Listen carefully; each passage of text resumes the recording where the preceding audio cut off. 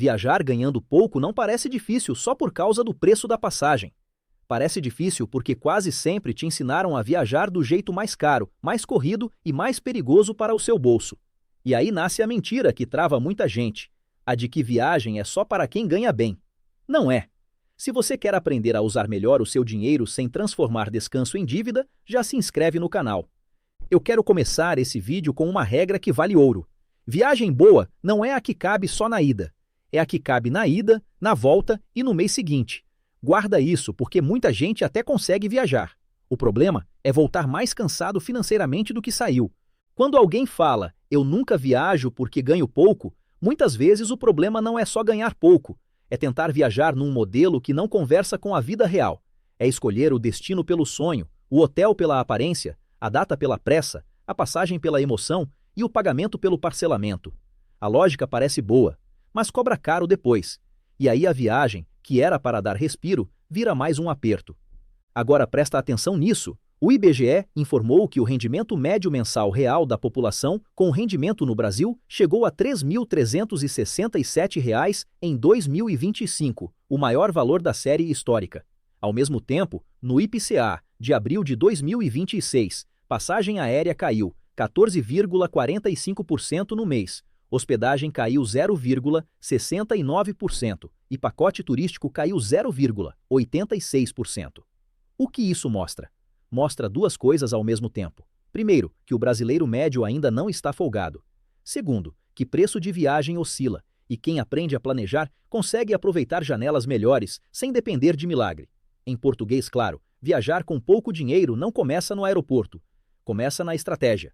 Agência de Notícias, IBGE. E aqui mora o primeiro erro. Muita gente trata a viagem como evento espontâneo. Se sobrar, eu vou. Só que sobra quase nunca sobra. E quando sobra, sobra tarde.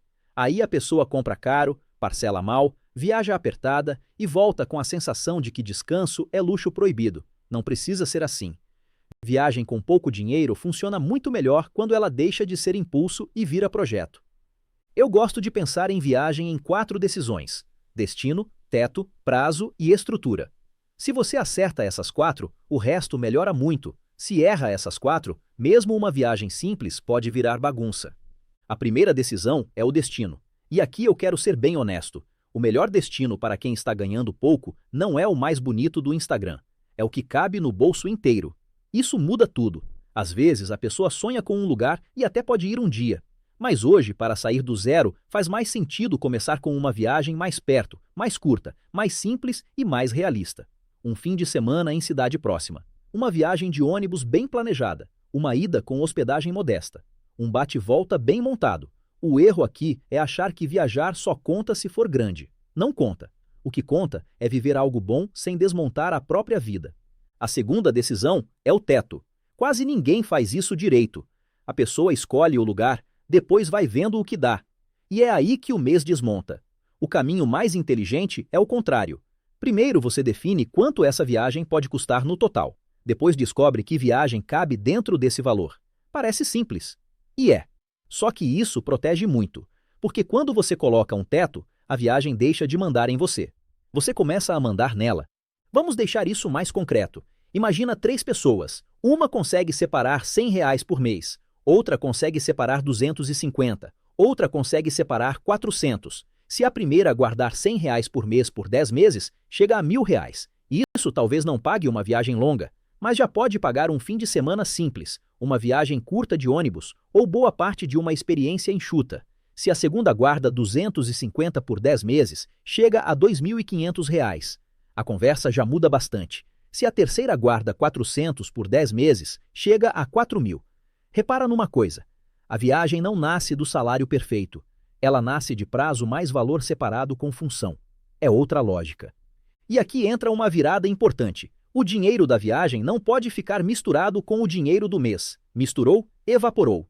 Se esse valor entra e sai da mesma conta do mercado, do aplicativo, da parcela e do imprevisto, você vai mastigando a viagem sem perceber. Então a terceira decisão é a estrutura. Esse dinheiro precisa ganhar nome. Caixinha da viagem, reserva da viagem, conta da viagem. O nome importa porque função importa. Dinheiro sem função vira fumaça.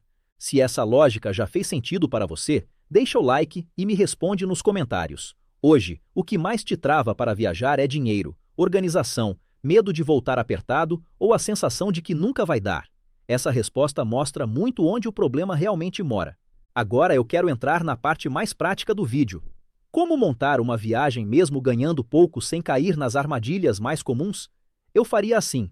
Primeiro, escolheria uma viagem compatível com a vida atual, não com a fantasia atual. Segundo, definiria um valor total máximo. Terceiro, dividiria esse valor pelo número de meses até a viagem. Quarto, começaria a guardar antes de pesquisar demais. Quinto, só depois compararia transporte, hospedagem, alimentação e passeios. Essa ordem importa, porque muita gente pesquisa muito antes de separar qualquer dinheiro. Aí se empolga, cria expectativa e se frustra. Melhor o contrário. Primeiro, criar base. Depois, alimentar sonho. Outra coisa que ajuda muito é trabalhar com datas flexíveis. Às vezes, a pessoa quer viajar justamente no período mais caro, no feriado mais disputado, no fim de semana mais congestionado, e depois conclui que viajar é inviável. Não é que viajar seja inviável, é que aquele formato ficou inviável. Quando você ganha pouco, flexibilidade vira vantagem. Sair um dia antes, voltar um dia depois, trocar o mês, trocar a cidade, trocar o tipo de hospedagem. Tudo isso mexe no preço final de um jeito brutal. E aqui vale uma verdade que quase ninguém fala com clareza. Viagem barata de verdade não é a que tem só passagem barata. É a que funciona no pacote inteiro, porque às vezes a pessoa acha uma promoção bonita, mas vai gastar caro com alimentação, deslocamento, bagagem, taxa, passeio, emergência e volta. A promoção seduz. O total é que decide. Então toda vez que você olhar uma viagem, faz essa pergunta: eu estou vendo o preço da entrada ou o custo da experiência inteira? Essa pergunta te salva de muita ilusão.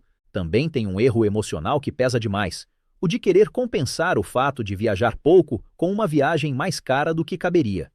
Isso acontece com muita gente normal. A pessoa pensa: já que eu quase nunca viajo, então tem que valer muito a pena.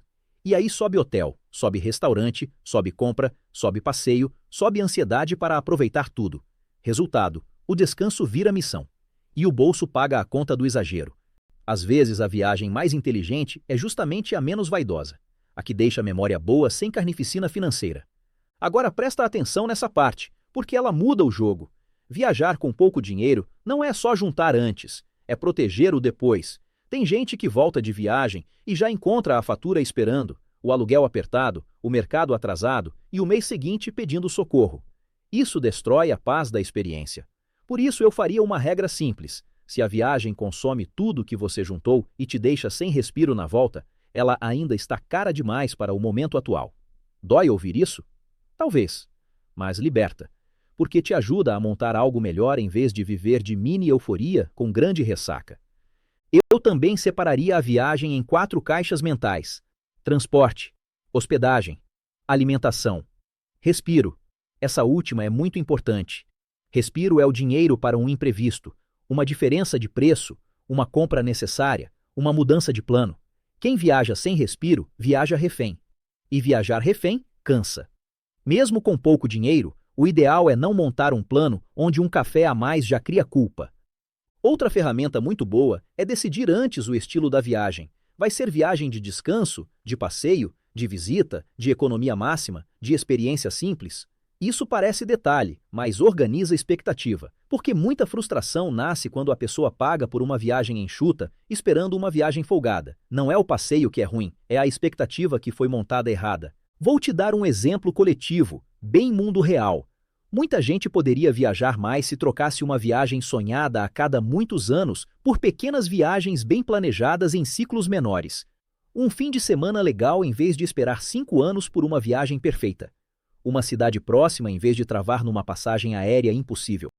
Uma hospedagem simples e limpa em vez de um quarto bonito que come metade do orçamento. Isso não é pensar pequeno, é pensar de um jeito que continua possível. E aqui entra outra frase do episódio: quem ganha pouco não precisa matar o desejo de viajar. Precisa matar o formato caro que ensinaram como obrigatório. Essa frase resume muito do vídeo de hoje. Porque o desejo não é o problema, o formato errado é. Também vale usar a viagem como meta concreta. Muita gente guarda melhor quando sabe para que está guardando. Então, em vez de pensar só, eu preciso economizar, pensar, Eu estou montando a viagem de outubro ou eu estou construindo o meu fim de semana de descanso em janeiro. O dinheiro ganha rosto, e dinheiro com rosto costuma ficar mais. Mas eu preciso fazer um alerta. Viajar com pouco dinheiro não pode virar desculpa para parcelar sem critério. Parcelamento parece facilitar, só que, quando ele invade meses demais, você começa a pagar por descanso com o fôlego do futuro. Em alguns casos, até pode existir um uso pontual e controlado. Mas para o público deste canal, eu prefiro uma regra bem mais limpa. Priorizar o que já está parcialmente ou totalmente organizado antes da viagem acontecer, porque dívida de viagem tem um gosto especialmente amargo. Você já viveu o passeio, o prazer passou, a cobrança ficou. Então, se eu tivesse que transformar tudo isso num plano simples, seria assim. Escolha um destino compatível com a sua vida de hoje. Defina um teto total antes de se apaixonar pelo plano. Divida o valor pelo prazo disponível. Separe esse dinheiro em lugar próprio. Monte a viagem olhando o custo inteiro, não só a entrada. Mantenha um respiro para a volta e para o imprevisto. E ajuste o estilo da viagem ao que você realmente pode viver agora com paz. Não estou dizendo que é fácil, nem que todo mundo vai conseguir no mesmo prazo. A vida real é desigual. Tem renda diferente, cidade diferente, rotina diferente, rede de apoio diferente. O que eu estou dizendo é outra coisa. Viajar não precisa ser um privilégio só de quem já está folgado. Para muita gente, pode ser um projeto possível, desde que deixe de ser improviso e vire estratégia. Vou fechar do jeito mais direto possível. Viajar com pouco dinheiro não começa quando aparece uma promoção milagrosa. Começa quando você para de tratar viagem como fantasia cara e começa a tratar como meta concreta. E aqui vai a frase final do episódio. Descanso bom não é o que parece luxuoso. É o que você consegue viver sem pedir socorro ao mês seguinte. Comenta, eu vou fazer, se você vai escolher uma viagem compatível com sua realidade e começar a montar sua caixinha da viagem sem se endividar. E se você quer continuar aprendendo a construir riqueza com mais clareza e menos aperto, se inscreve no canal.